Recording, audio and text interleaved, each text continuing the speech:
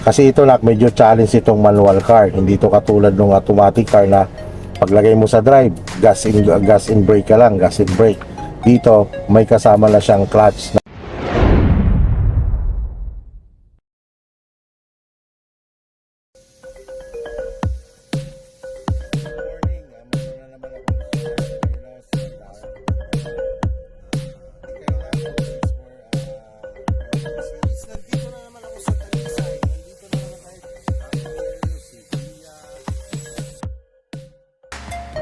Okay, good morning mga kuya. So nandito ulit kami ng aking inaanak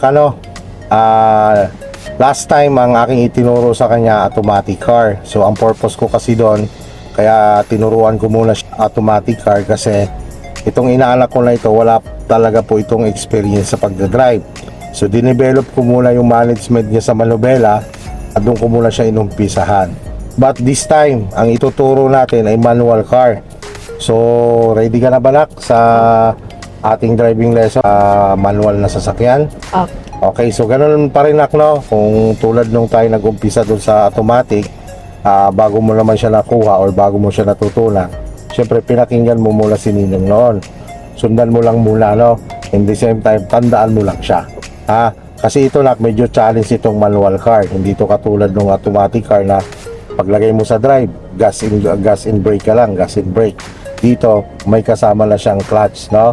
Every time na ililipat mo ang gear niya ay kailangan mong apakan muna si clutch, no?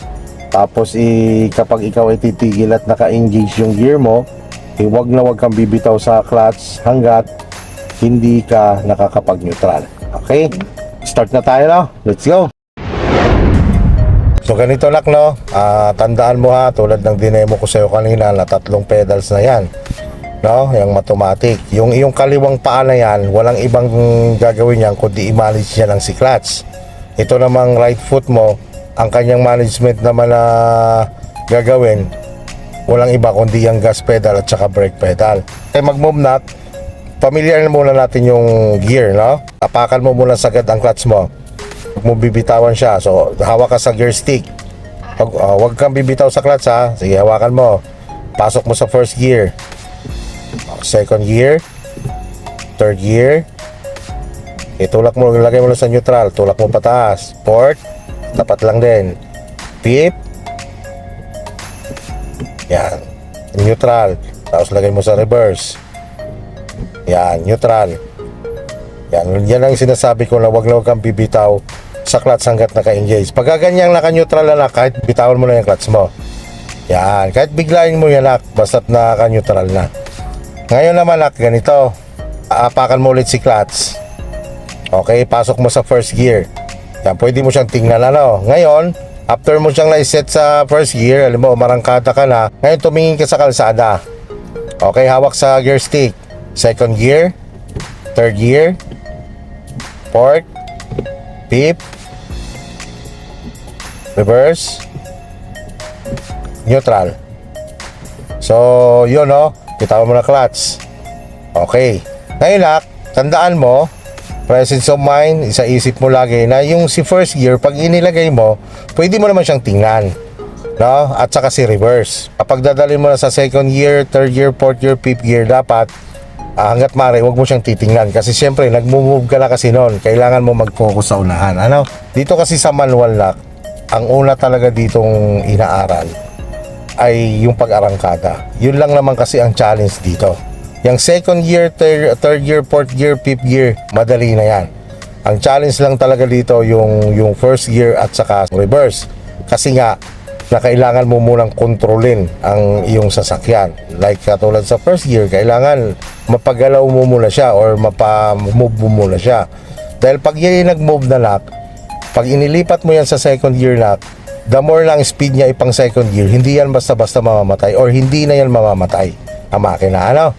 So, ang first gear kasi, kapag yan hindi mo na manage ng ayos ang clutch sa pagbitaw, mamamatayan ka ng makina dyan. Okay, so ganito lang, ano? Apak ka sa brake. Apak sa brake, ha? Apak ka ngayon sa clutch. Okay, ngayon, pasok mo sa first gear. Yan, dahil patag naman tulak, ito yung sinasabi ko sa kanina na una lagi ang bitaw ang brake ano. So release mo muna si handbrake. Wag mo lang bitawan si brake. Yan, basta huwag mo lang gagalaw yung mga pedals mo. Angat mo lang konti para lumambot. Yan. Okay, so wala ka ng handbrake, no?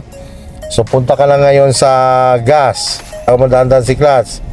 Tuloy-tuloy lang, dahan-dahan lang. Yan. O, tingnan mo lang maunahan mo ha. Sige. Lubog si clutch. Tapos alalay ka sa brake. Brake. Stop. Okay, arangkada ulit tayo ha. O, punta ka ulit sa gas. Gas mo na. Sige, habang nagagas, sabayan mo lang angat ng clutch dahan-dahan. Sige, angat dahan-dahan. Tuloy-tuloy lang ang angat sa clutch hanggang mag-move siya. Sige, sige, tuloy-tuloy. Tuloy-tuloy lang ang clutch. Yan. Okay, ganyan lang muna ha. Huwag ka magagas. Liko ikaw sa kanan ha. Yan, liko ikaw, liko. Sige, liko. Yan, ganyan lang. Kaya mo siyang gumagalaw ng ganyan. Sige, liko. Yan, pawi. Sige, gas ikaw, gas. Sige, gas. Sige, gas. O, lubog si clutch. Second gear. Sige, lipat. Yan, o, bitaw si clutch. Yan, huwag masyadong gasan para hindi ka bumilis. Dahil nga maliit lang yung lugar natin. O, lubog mo ulit si clutch. Tapos ang paa mo nakaalalay kay brake. Alalay lang kay brake ha. Okay, alalay hanggang makaliko ka.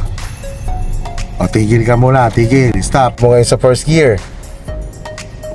Ulit sa brake, tapos angatan mo ang clutch mo dahan-dahan. Sabayan mo ng liko. Oh, yan, sige, liko.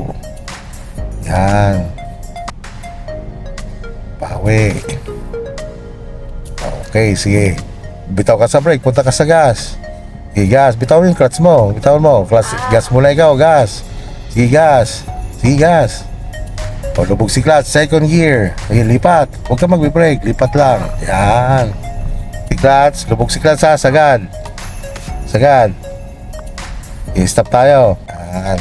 Okay, neutral. O, bitaw mo si clutch. Yan, basta na i-neutral mo siya. Okay? Lang. Pag lumiligo ka, kukontrolin mo siya sa pamamagitan ng clutch. Hindi katulad ng automatic na sa brake ka na nagkukon.